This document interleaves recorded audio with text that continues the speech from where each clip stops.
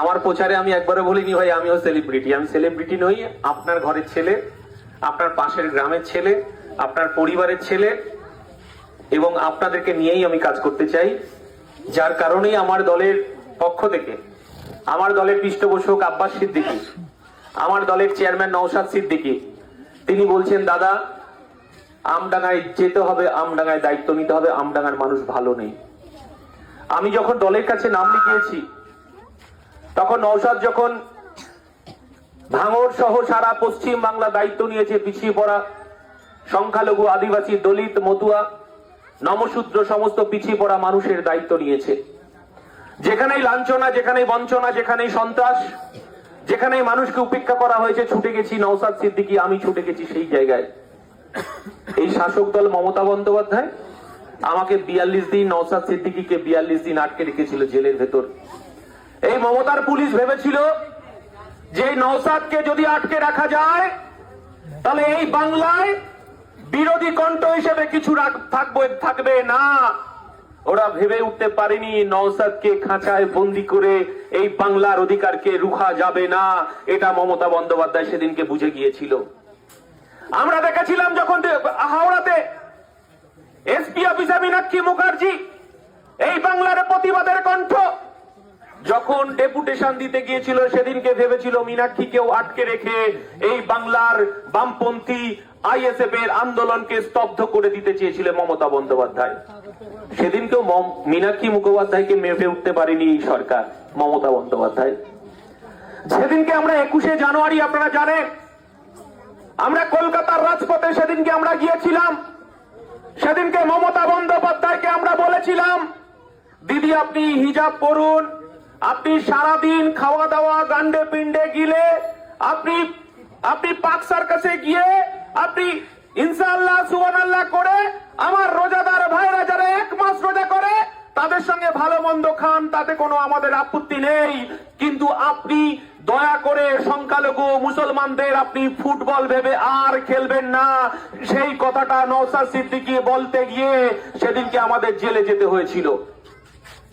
সেদিনকে এই বাংলার পিছিয়ে পড়া মানুষের, এই বাংলার খেটে খাওয়া মানুষের, এই বাংলার শ্রমজীবী মানুষের, এই বাংলার কৃষকের, এই বাংলার বেকার যুবকের অধিকার নিয়ে আমরা সেদিন 23 সালের কলকাতার রাজপথে সেদিন মমতা বন্দ্যোপাধ্যায়কে আমরা বলতে চেয়েছিলাম যে আপনি মমতা বন্দ্যোপাধ্যায় আপনি 10,000 নতুন মাদ্রাসা দেবেন বলেছিলেন।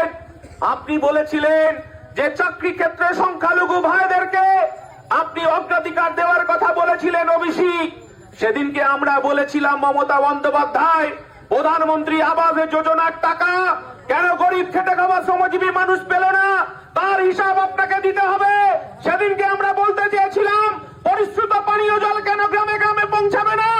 সেদিনকে আমরা মমতা বন্দ্যোপাধ্যায়কে বলেছিলাম যে মমতা বন্দ্যোপাধ্যায় আপনি নাকি কৃষক প্রেমী, সারের দাম বাড়লো কেন। সেদিনকে আমরা বলতে চেয়েছিলাম গ্যাসের দাম বাড়লো কেন। সেদিনকে আমরা বলতে চেয়েছিলাম যে 15 লক্ষ টাকা আমাদের জিরো ব্যালেন্সে নরেন্দ্র মোদী ঢোকাবেন বলেছিলেন, 15 লক্ষ হিসাব আমরা পাচ্ছি না। সেদিনকে আমাদের এই মমতা বন্দ্যোপাধ্যায়ের পুলিশ, হাজার হাজার পুলিশ সেদিন নওশাদ সিদ্দিকী সহ আমাদেরকে মারতে মারতে, নওশাদ সিদ্দিকীকে পেটে লাথি মারতে মারতে সেদিনকে লালবাজারে আমাদেরকে নিয়ে যাওয়া হয়েছিল। সেদিনকে মমতা বন্দ্যোপাধ্যায় তার পুলিশকে দিয়ে আমাদেরকে মারতে মারতে ভেবেছিল যে নওশাদকে পরিবর্তন করা যাবে। আমরা সেদিন মমতা বন্দ্যোপাধ্যায়কে বলে দিয়েছিলাম আমার দলের চেয়ারম্যানের নাম নওশাদ সিদ্দিকী, আমার দলের নেতার নাম সিদ্দিকুল্লাহ চৌধুরী নয়, আমার দলের নেতার নাম বাইরন বিশ্বাস নয়। টাকার কাছে বিক্রি হয় না, মেরুদণ্ড বিক্রি হয় না। যত রাত বেড়েছে নওশাদ আমার উপর অত্যাচার বাড়িয়েছে পুলিশ। আমাদেরকে বলছে আমরা যে জামা কাপড় পোশাক পরে সেদিনকে আমরা বসেছিলাম, সেদিনকে পুলিশের ওপর তলার যারা পুলিশ কর্তা আছে এসে আমাদেরকে বলছে, নওশাদ আমার চেয়ারম্যানকে বলছে যে আপনি যে পাঞ্জাবি পরে আছেন পাঞ্জাবি খুলতে হবে।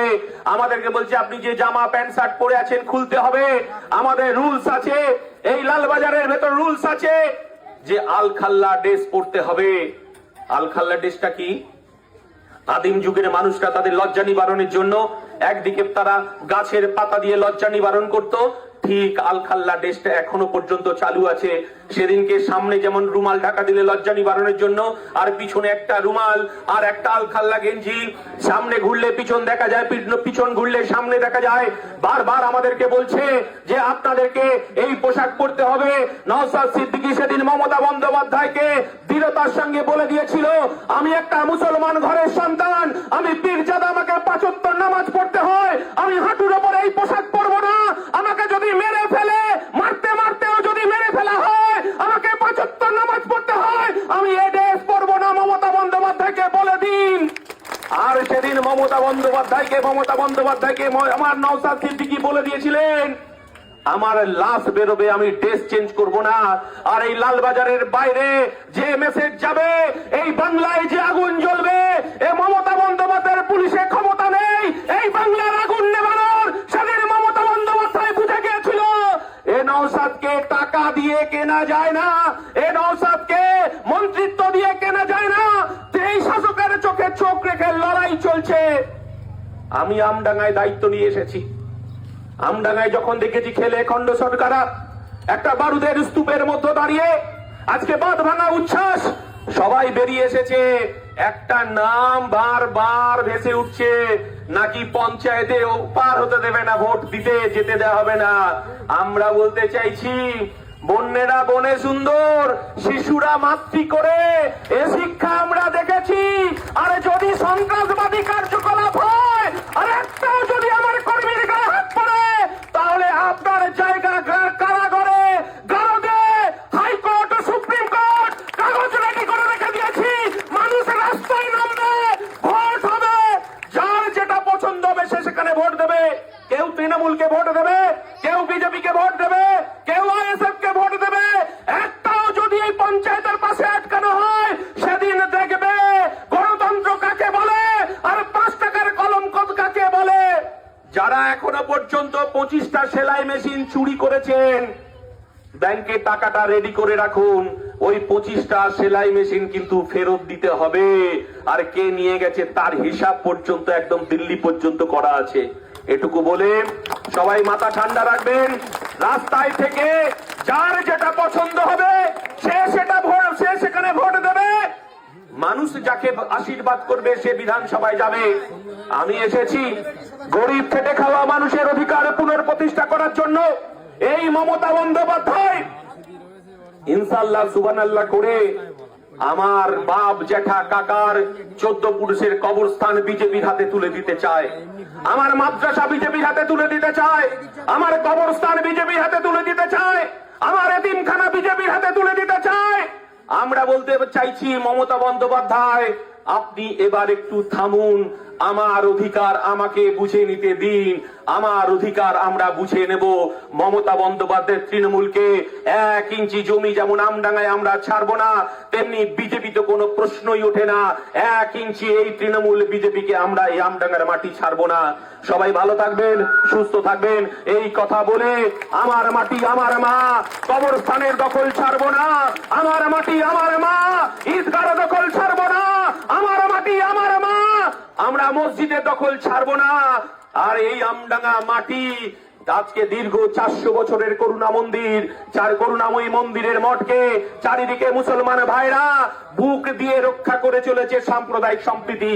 ওদিকে চণ্ডীগড়ে চলে যান, একদিকে মসজিদ একদিকে মন্দির। আর এই তৃণমূল মমতা বন্দ্যোপাধ্যায়কে বলতে চাই, কাজী নজরুলের শ্যামা সঙ্গীত আমার মন্দিরে বাজে, আর আমার পাশের গ্রামের মুসলমান মসজিদের আজানে আমার ঘুম ভাঙে।